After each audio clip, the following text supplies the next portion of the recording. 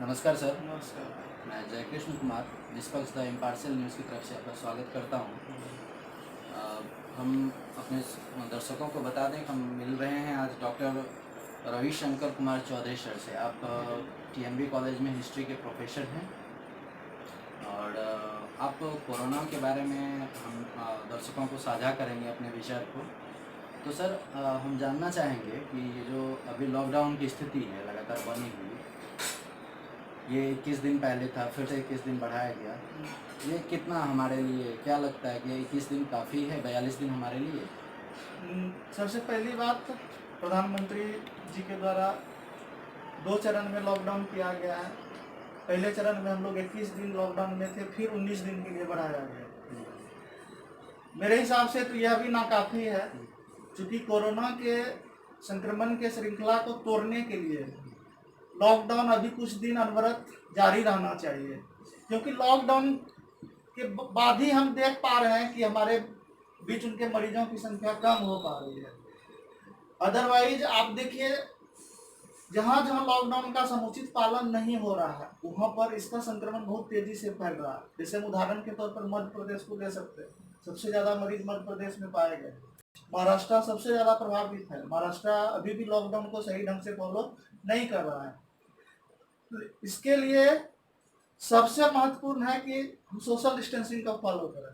अगर हम social distancing को फॉलो नहीं करेंगे तो यह संक्रमण छूने से फैलता है, एक दूसरे के संपर्क में आने से फैलता है। इसके लिए जरूरी है कि हम लोग फिजिकल डिस्टेंस का पालन करते हुए थोड़ा दूरी बना के रहें। निश्चित तौर पर अगर ये कोरोना का लॉकडाउन लंबा समय तक चला तो इसमें मरीजों की संख्या घटेगी और हम लोग एक दूसरे से दूर रहकर ही इससे बच पाएंगे।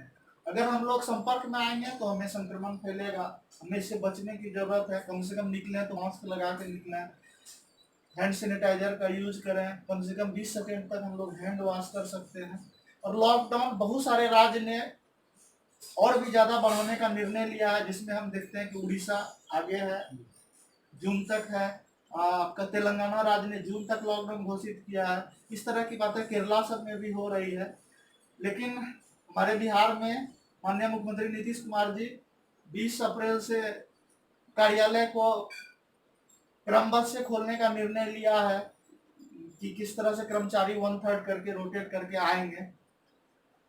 सरकार को अभी कुछ दिनों तक इस लॉकडाउन को बनाए रखना चाहिए, खास करके विद्यालय हो, महाविद्यालय, इसमें तो जहाँ पे कि आप देख रहे हैं कि मास लोगों के आने जाने की संभावना हो, उसको तो बंद रखने की जरूरत है।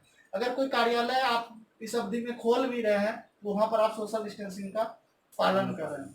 और अभी विद्यालय महाविद्यालयों को खोलने की जरूरत नहीं है। कुछ दिन लॉकडाउन के बाद अगर स्थिति सामान्य होती है तभी हम वैसे सामाजिक संसर्गों को बढ़ाएंगे आगे। और धीरे धीरे यह महामारी से जब हम निपटेंगे तब जाके हमारी व्यवस्था पटरी पर आ पाएगी, हम लोग सामान्य जीवन जी पाएंगे। इसीलिए जरूरी है कि अभी इस लॉकडाउन को कुछ दिन के लिए कंटिन्यू किया जाए। जी बिल्कुल। सोशल डिस्टेंसिंग सरकार की जिम्मेवारी जितनी है उससे ज़्यादा जिम्मेवारी है हम लोगों की। हम खुद अपना ध्यान रखें कि हम वो दूरी बनाकर रखें, और जो ये संभावना बनती है कि एक संपर्क में आए तो इन्फेक्टेड होने की संभावना बढ़ती है, तो इसका हम बचाव कर सकें, वो हमारी जिम्मेवारी बनती है। तो दूसरा सवाल, चूँकि आप सर प्रोफेसर हैं कॉलेज में, और बच्चों को पढ़ाई की कंटिन्यूटी ज़रूरी होती है, एक समय दिया रहता है कि इस दौरान ही सिलेबस पूरा होता है।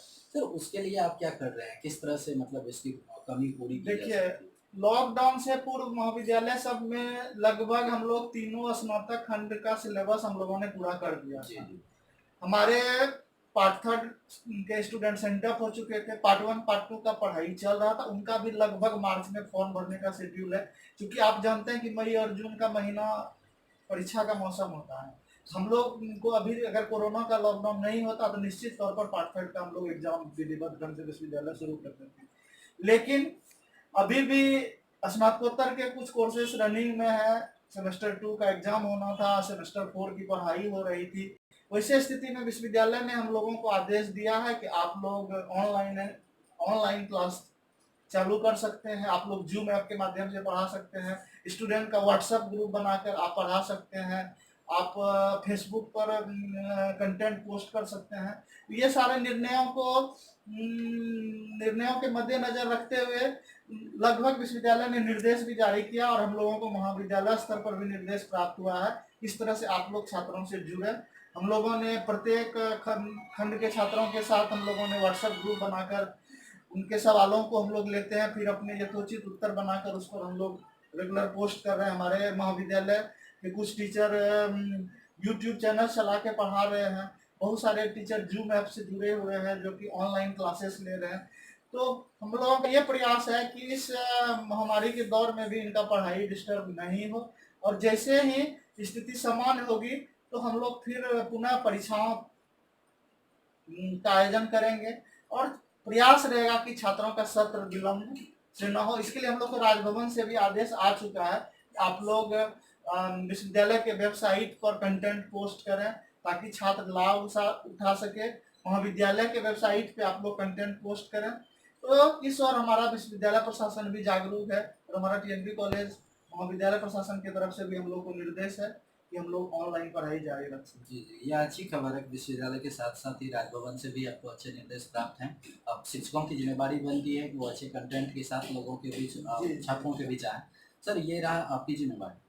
ये अभी का जो समय है ना लॉकडाउन का, इसमें जो सामान्य लोग हैं, कुछ तो क्रिएटिव हैं तो वो अच्छा वक्त बिता रहे हैं, कुछ लोगों को लगता है बोरिंग। फिर मैं सर उन लोगों की बातों के इधर मैं पूछना चाहूँगा कि आप छात्रों के लिए क्या कहना चाहते हैं। अभी छात्र भी जो है इस समय का कैसे सदुपयोग करें, क्या इसका विशेष छात्रों के महत्व? लिए यह एक महत्वपूर्ण समय है कि अभी वो घर बैठे हैं, उनके पास पढ़ाई के अलावा अभी कोई ऑप्शन नहीं है, किसी तरह के वो सोशल गतिविधि में शामिल नहीं हो सकते हैं।